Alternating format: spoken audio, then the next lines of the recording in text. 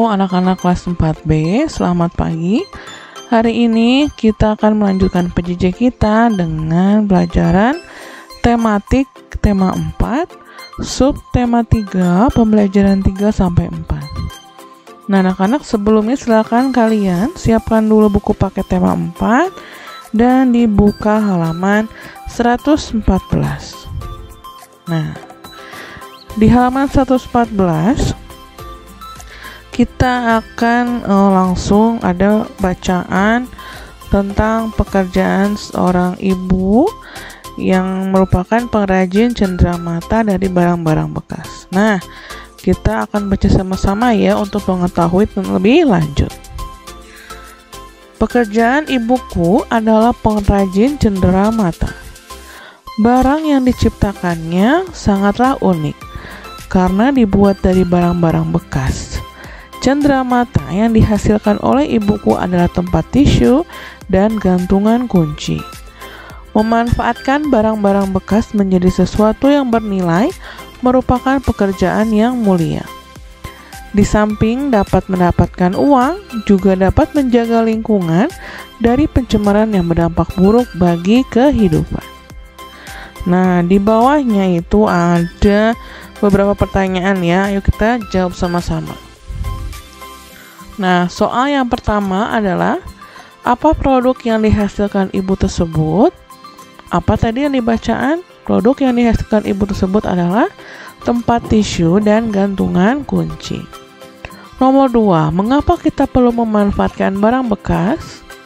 Karena untuk menjaga lingkungan dari pencemaran yang berdampak buruk bagi kehidupan. Jadi kita perlu memanfaatkan barang bekas ya, karena agar tidak menambah limbah atau menambah sampah. Yang ketiga, sikap apa yang bisa dicontoh dari pengrajin barang bekas? Yang bisa dicontoh yaitu sikapnya yang peduli lingkungan dengan memanfaatkan barang yang sudah tidak terpakai menjadi barang yang bernilai. Nah, selanjutnya ibu akan memberitahukan bagaimana sih cara untuk mengolah sampah ya.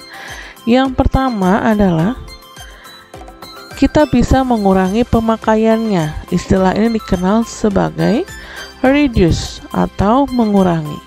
Sebisa mungkin kita kurangi penggunaan kemasan. Semakin banyak kita menggunakan kemasan barang, semakin banyak sampah yang kita hasilkan. Lalu yang kedua, kita bisa memakai kembali. Istilah ini dikenal sebagai reuse atau memakai kembali. Sebisa mungkin pilih barang-barang yang bisa dipakai kembali. Hindari pemakaian barang-barang yang disposable atau sekali pakai. Hal itu dapat memperpanjang waktu pemakaian barang sebelum ia menjadi sampah. Nah, jadi kita misalnya mau menggunakan sedotan untuk minum, pakai sedotan yang berbahan stainless ya, karena kalau pakai sedotan plastik harus sekali buang dan sampahnya plastiknya itu sangat lama terurainya, maka akan berdampak bagi lingkungan karena tidak mudah terurai. Sedangkan kalau kita menggunakan sedotan stainless, sedotan itu pasti akan bisa kita terus pakai lagi ya, karena bisa dicuci dan tidak usah dibuang. Selanjutnya, cara yang ketiga, kita bisa mendaur ulang. Istilah ini dikenal dengan recycle atau mendaur ulang. Sebisa mungkin barang-barang yang sudah tidak berguna lagi bisa diatur ulang. Tidak semua barang bisa didaur ulang, namun saat ini sudah banyak industri yang memanfaatkan sampah menjadi barang lain. Cara yang keempat adalah kita bisa mengganti ulang. Istilah ini dikenal dengan replace atau mengganti. Teliti barang yang kita pakai sehari-hari, gantilah barang-barang yang hanya bisa dipakai sekali dengan barang yang lebih tahan lama. Telitilah agar kita hanya memakai barang-barang yang lebih ramah lingkungan. Misalnya ganti kantong kresek kita dengan keranjang bila berbelanja.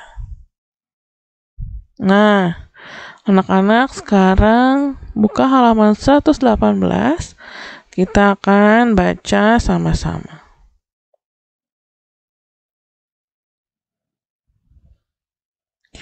Pentingnya budaya tegur sapa. Senangnya tinggal di desa Serehwangi. Kedekatan hubungan antar warga membuat mereka saling menjaga. Tidak semua warga desa Serehwangi merupakan penduduk asli. Sebagian warga merupakan pendatang. Mereka masuk ketika kampung ini dibuka sebagai wilayah transmigrasi. Walau demikian, perbedaan asal-usul tidak merenggangkan kedekatan mereka. Kedekatan antar warga dimulai dengan kebiasaan saling tegur sapa. Ketika berpapasan di lorong antar rumah, di jalan, atau di pasar, tak pernah terlewat untuk saling menegur. Sekedar mengucap selamat pagi, selamat siang, selamat sore, sampai bertukar kabar atau berbincang sejenak. Semua saling kenal, semua saling peduli. Di ujung jalan tinggal Nenek Ijah seorang diri. Ia penghuni tertua di sini. Walau begitu, ia masih mandiri melakukan kesibukan di rumahnya. Kadang ia terlihat menyapu pelan daun-daun di halaman rumah. Lain waktu ia duduk beristirahat di beranda. Pak Tulus, sang kepala desa, rajin menyapa Nenek Ijah. Pagi hari, sambil berangkat kerja, ia kerap mampir untuk sekedar mengantarkan ubi atau singkong rebus. Sore hari ia lewat lagi seraya melambai pada Nenek Ijah yang duduk di beranda. Pada suatu pagi, Pak Tulus tidak menjumpai Nenek Ijah. Sore harinya, beranda rumah Nenek Ijah masih tetap sepi. Pak Tulus menyempatkan untuk singgah. Pak Tulus mengetuk pintu, tetapi tidak dijawab. Pak Tulus membuka pintu dan melangkah masuk. Betapa terkejut beliau menjumpai Nenek Ijah terkulai lemas di depan ruang tengahnya. Diraba dahinya terasa agak hangat. Rupanya Nenek Ijah sakit. Pak Tulus menyesal tidak menyempatkan mampir tadi pagi, namun belum terlambat. Pak Tulus mengajak beberapa warga membawa Nenek Ijah ke dokter terdekat. Pak Tulus mengatur jadwal warga yang akan bergantian menjaga Nenek Ijah sampai pulih. Tidak ada warga yang menolak. Semua sukarela membantu. Mereka tahu kelak suatu ketika mereka dalam kesulitan pasti akan dibantu. Budaya tegur sapa menjadi perekat warga. Budaya tegur sapa membangun kepedulian terhadap sesama. Nah, anak-anak, tadi adalah merupakan cerita dari pentingnya budaya tegur sapa.